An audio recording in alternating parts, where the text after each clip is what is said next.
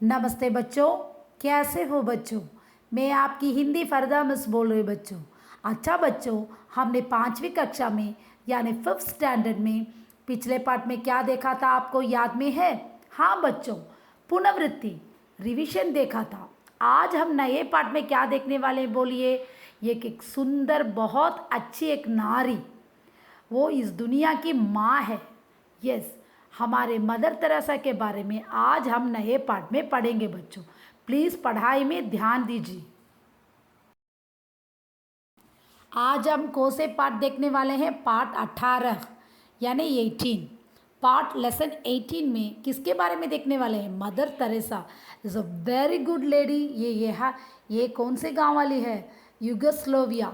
ये foreign country की एक नारी थी। हमारे भारत में आकर इन्होंने कितनी सेवा की है, इसके बारे में हम कह नहीं सकते बच्चों। आज हम इनके बारे में ये पार्ट में देखने वाले हैं। समझ में लाओ बच्चों। माँ शब्द की गरिमा को चरितार्थ करने वाली करुणा व दया की मूर्ति मदर तेरेसा एक महान नारी थी। इज़ अ ग्रेटेस्ट लेडी है ये, और ये सैटिस्फाइड की एक लेडी है। चरितार्थ का मतलब क्या है? सैटिस्फाइड और करुणा वाली एक माँ है ये, मर्सीफुल लेडी। वे किसी सरकारी पद पर नहीं थी, कोई गवर्नमेंट पोजीशन में मदर तेरेसा नहीं थी। फिर भी बड़े बड़े राजनेता, ग्रेट ग्रेट पॉलिटिशियंस, लीडर्स तक इनका सम्मान, रेस्पेक्टेबल लेडी थी। बड़े बड़े लीडर्स इनका रेस्पेक्ट करते थे। उनके अंतिम संस्कार, फ्यूनरल राइट्स, जब ये मरी, डाइड हुई, तब हमारे देश के राष्ट्रपति, हमारे कंट्री के प्रेसिडेंट, प्रधानमंत्री, प्राइम मिनिस्टर, भारत के प्रधानमंत्री और प्राइम मिनिस्टर इनके डेथ के लिए आए थे, तथा विश्व की महान हस्तियों ने और वर्ल्ड के ग्रेट बिग पर्सन्स इनके डेथ में क्या किया था? शामिल हुए। लेकिन उनके चरणों में अपने श्रद्धा सुमन, रेस्पेक्टेबल, हाँ, फ्लावर्स को उनके पैरों के तले रखा था, अर्पित किए। उनका देहांत, वो कब डाइड हुई मालूम? 5 सितंबर 1997 की रात्रि को हृदय गति रुक जाने से, हार्ट अटैक आ गया, इसलिए वो मर गई। और उनका पार्थिव शरीर, उनका वो पुण्य बॉडी को 13 सितंबर 1997 को मदर हाउस में अंतिम विश्राम के लिए दफनाया गया। इनका एक मदर हाउस, इन्होंने जहाँ पे गरीब लोगों के लिए मदद करती थी, वहाँ पे इनको दफना दिया गया। यस, मदर तेरेसा का जन्म 27 अगस्त 1910 को युगोस्लाविया, ये फॉरेन कंट्री की लेडी है। हमारे भारत में इतना सेवा किया है इन्होंने कि कोब्जे नगर, युगोस्लाविया में एक कोब्जा सिटी है, वहाँ पे ये पैदा हुई। बालिका का नाम रखा गया एग्नेस। इनका चाइल्डहुड का नाम है एग्नेस। एग्नेस का पालन पोषण अन्य मध्य वर्गीय परिवार के बच्चे की तरह हुआ। ये बहुत मिडिल क्लास फैमिली की थी मदर तेरेसा। जैसे मिडिल क्लास बच्चे कैसे पले गए, ग्राउंड अप हुए, वैसे ही मदर तेरेसा। वह अपने भाई और बहन के साथ खेलती थी, घर के काम काजों में माँ का हाथ बटाती। उसके पिता की एक छोटी सी दुकान थी, वह उसको बहुत प्यार करती थी। हाँ, उनके पिता के दुकान को ये बहुत प्यार करती है, और भाई बहन के साथ खेलती है, और उनकी माँ की घर में कामों में मदद करती थी। नेक्स्ट पैराग्राफ को देखेंगे। ये देखो बच्चों, जब एग्नेस सिर्फ 4 वर्ष की थी, 4 ईयर्स ओल्ड थी, तभी पहला विश्व युद्ध शुरू हुआ, फर्स्ट वर्ल्ड वॉर हुआ। जब ये 4 साल की थी तब फर्स्ट वर्ल्ड वॉर शुरू हुआ, जिससे उनका जीवन अव्यवस्थित हो गया। लाइफ बहुत तकलीफ में हुआ था। 3 वर्ष बाद उनके पिता की मृत्यु हो गई। ये जब 3 ईयर्स ओल्ड की थी तब इनके पिता डाइड हो गए। कारण उसकी माँ को अपने तीनों बच्चों को पालन करने के लिए कड़ा संघर्ष करना पड़ा। ये हम नेक्स्ट पैराग्राफ उसे देखेंगे। ये देखो बच्चों, हाँ, जब मदर तेरेसा 3 वर्ष की थी तब उनकी पिता गुजर गए। तब उनकी माँ की हालत, वो 3 बच्चों को उन्होंने कैसे पालन पोषण किया था, ये हम अच्छी तरह से जानते हैं, क्योंकि हमारे घर में भी वैसी हालत सब घर में है। उसी प्रकार उनकी माँ ने बहुत कष्टों को टॉलरेट किया था। एग्नेस के एक बचपन का एक इंसिडेंट चला, जब वो कॉलेज पढ़ रही थी तब उनके फ्रेंड्स के साथ जो कुछ काम किया है वो मदर तेरेसा की माँ को पसंद नहीं था। तब मदर तेरेसा की माँ ने उसे कुछ भी स्पीच भाषण नहीं दिया था। उसने बोला कि एग्नेस, तू जाके बास्केट में फ्रेश एप्पल्स लेके आओ। तब उसने बोला कि अच्छा माँ, मैं जाके लेके आती हूँ। और एग्नेस की माँ ने, मदर तेरेसा की माँ ने क्या किया था, उनके हाथ में एक खराब एप्पल, हाँ கெட்டு போன ஆப்பிளை வச்சுருந்தாங்க கையில்। तब वो क्या किया था, उस अच्छे एप्पल के बीच में रख दिया। और कुछ दिनों बाद एग्नेस को वो एप्पल लाने को कहा था उसकी माँ ने। तब देखा तो सारे एप्पल्स उसके साथ मिलके ख़राब हो गए थे। ये देखकर मदर तेरेसा को बहुत दुख हुआ, क्योंकि उनकी मम्मी ने बहुत अच्छा सा एग्जाम्पल दिया था, जो भी तुम लोग अपने बीच के फ्रेंड्स रहते हैं प्लीज़ तुम ध्यान देकर तुम करो। हाँ, अच्छे बुरे को तुम जान सकना चाहिए। इस प्रकार उन्हें उसको एक अच्छा सा लर्न सिखाया था मदर तेरेसा की माँ ने। सो मदर तेरेसा को बहुत दुख हुआ, वो बूढ़े होती तक अपनी माँ की ये बात को कभी भी भूली नहीं। अब हम नेक्स्ट पैराग्राफ को देखेंगे। मदर तेरेसा को बच्चे बहुत पसंद करती थी। वो गरीब बच्चों की इतनी सहायता, देखिए कितने बच्चों को उसने रखा, देखो यही तो सच्ची माँ है ना बच्चों। यस, और उस गरीब बच्चों को उन्होंने कितना मदद किया है अब हम देखेंगे बच्चों। ये देखो बच्चों, अब हम युगोस्लाविया में स्कूल की शिक्षा होने के बाद 8 वर्ष की उम्र में मदर तेरेसा ने क्या किया था, हाँ वो नन बन गई। और तब भारत आई, वो बंगाल में काम करने का निश्चय किया था। इंडिया में फर्स्ट उन्होंने वेस्ट बंगाल यानी वेस्ट कलकत्ता, वही तो वहाँ पे उन्होंने काम करने के लिए तैयार हुई थी। लोरेट संप्रदाय की सदस्य, एक एसोसिएशन था वहाँ पे मेंबर, उसे लोरेटो, उस एसोसिएशन में ये सदस्य बंगाल में पहले से ही धर्म प्रचार, मेरा भगवान के बारे में ये बोलती रहती है। और वहाँ जाने के लिए अपने को तैयार करने की दृष्टि में वे डब्लिन आयरलैंड स्थित लोरेटो संप्रदाय के मठ में चली। मठ में जो नन के प्लेस को बोला जाता है। अतः सन 1928 में अपना परिवार, अपना देश सब कुछ छोड़कर वो कोलकाता के एंडाली स्थिति सेंट मेरी स्कूल में शिक्षिका टीचर के रूप में हमारे इंडिया के अंदर आई थी। तब से उन्होंने कभी पीछे मुड़कर नहीं देखा। उसके बाद फॉरेन कंट्री को वो हमेशा भूल गई। बाद में उन्हें जो अंतर्राष्ट्रीय ख्याति, इंटरनेशनल ये फेमस बनी, उस पर पहुंचने के लिए एक उनका पहला कदम था, ये फर्स्ट स्टेप था उनका लाइफ में।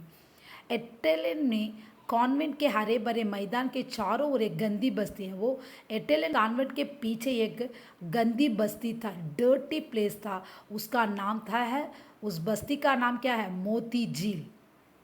यहाँ के अधिकांश लोग बेरोजगार, अनएम्प्लॉय, बिना खाने के बहुत तकलीफ वाले थे, बीमार लोग थे, भूखे प्यासे, नंगे बच्चे लोग बहुत वहाँ पे नंगे रहते थे, धूल मिट्टी में बैठ के खेलते थे। और युवा मदर तेरेसा जब ये दृष्टि देखती थी, उन्हें अपनी आरामदायक ज़िंदगी पर बड़ा दुख हुआ। हम लोग इतने आराम से इस कॉन्वेंट के अंदर है, वो लोग देखो कितने तकलीफ़ के टॉलरेट कर रही हैं। सो उनको बहुत दुख हुआ मदर तेरेसा को। ये देखो बच्चों, ये देखो वो गंदी बस्ती कितनी गंदी होती है। और बच्चे देखो कैसे बिना चप्पल के, अभी तो कपड़े पहने, लेकिन पहले मदर तेरेसा तब जाती थी वहाँ पे बच्चे लोग कपड़े नहीं पहनते थे, बहुत गंदा था वो बस्ती।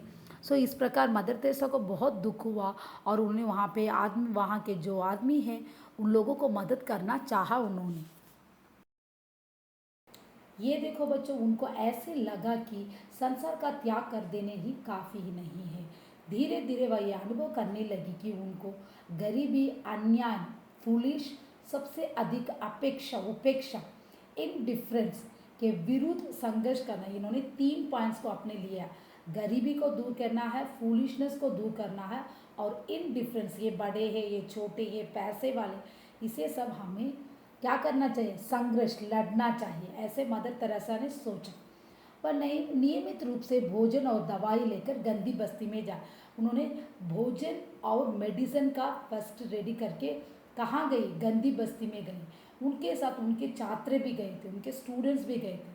मोती झील के गरीबी को सप्ताह में एक दिन दोपहर का भोजन देने का खर्च उठाती थी। हाँ, वीकली वंस वह आफ्टरनून का फूड का खर्चा मदर तेरेसा लेती थी।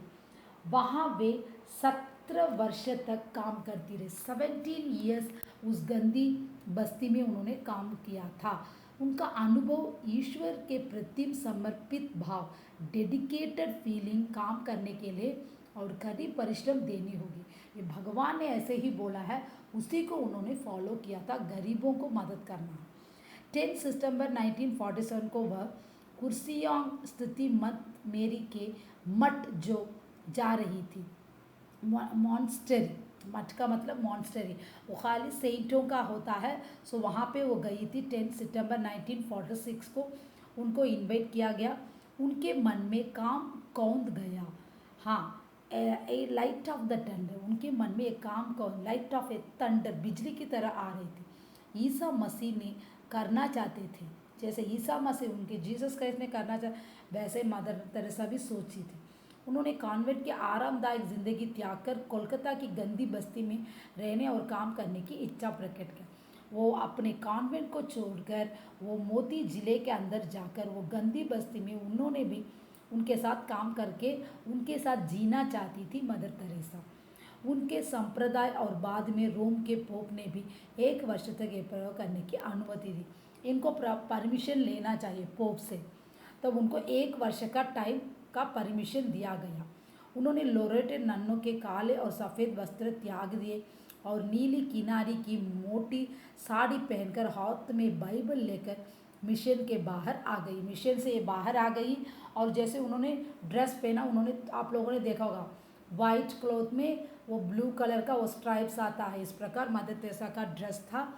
और उनके पास एक क्रॉस भी था और 5,000 रुपये कमी कलेक्शन, उन्होंने 5,000 रुपये कलेक्शन करके उनके हृदय से आता आत्मविश्वास, उतना कॉन्फिडेंट थी औरत। इस घटना 1948 जब पोप से इन्होंने परमिशन कहकर उस जिले में, मोती जिले में आकर 1 साल उन्होंने काम किया था और 5,000 रुपये उन्होंने कलेक्शन करके उस गंदी बस्ती को कितना अच्छा करना था वो किया था। ये 1948 में हुआ था। भारतीय नागरिकता सिटीजनशिप जब बनी, मदर की सेवा एक नया चरण शुरू हो गया था और ये न्यू पूरा क्या कर रही थी, ये सेवा कर रही थी। और उनकी ये है, मदर मार्च में पहली नन बनी, उसके बाद सुभीष्णी दास बनी थी नन, और दूसरे भी सुभीष्णी की प्रेरणा लेकर जो भी वो भगवान के बारे में बोलते थे, दूसरे नन भी उसी प्रकार फॉलो करने लगे। सब गरीबों की वो लोग भी मदद करने लगे। 1958 के आते आते कोलकाता में ऑर्डर, ये देखो बच्चों, order of the missionaries of charity, एक स्थापना उन्होंने मदर तेरेसा ने किया था। वहाँ मदर हाउस ही इसका प्रधान कार्यालय, mother house he is a main one. Mother की तरह इन ननों के पास एक जोड़ मोटी साड़ी प्रार्थना, जैसे मदर तेरेसा ड्रेस पहनती वैसे सभी नन पहनते थे। पुस्तक और क्रॉस, ईसा मसीह की पूर्ति सेवा, सब कुछ नहीं होता था वहाँ पे। मूर्ति के सेवा कुछ भी नहीं होता। यस, जब क्रॉस रहेगा, उनके पास बाइबल रहेगा, सब रहेगा। वे किसी से किसी चीज़ की अपेक्षा कोई भी चीज़ वो लोग नहीं मांगते हैं दूसरों से। कोलकाता गलियों की और गंदी बस्ती में बेकार और गरीब लोगों को देखकर मदर तेरेसा की करुणामयी आंखें में भर जाए। वो हमेशा रोती थी वो लोगों को देखकर, बिना काम के, बिना खाने के, सब लोग वहाँ पे वैसे ही थे। वे किसी बीमार को देखकर पानी और दवा पिलाने के लिए धूल में बैठ जाने में भी संकोच नहीं करते। जब भी वो गंदी बस्ती में उतना धूल रहता है, जो भी बीमार पड़ जाता है वो तुरंत जाके वो गंदी जगह धूल मिट्टी में बैठकर कोई हेसिटेट, संकोच मीन्स हेसिटेट नहीं करती थी मदर तेरेसा, उतनी प्यार भरी है। मदर तेरेसा ने जिन अनेक आश्रम की स्थापना की उनमें से एक है निर्मल शिशु सदन, बच्चों के लिए।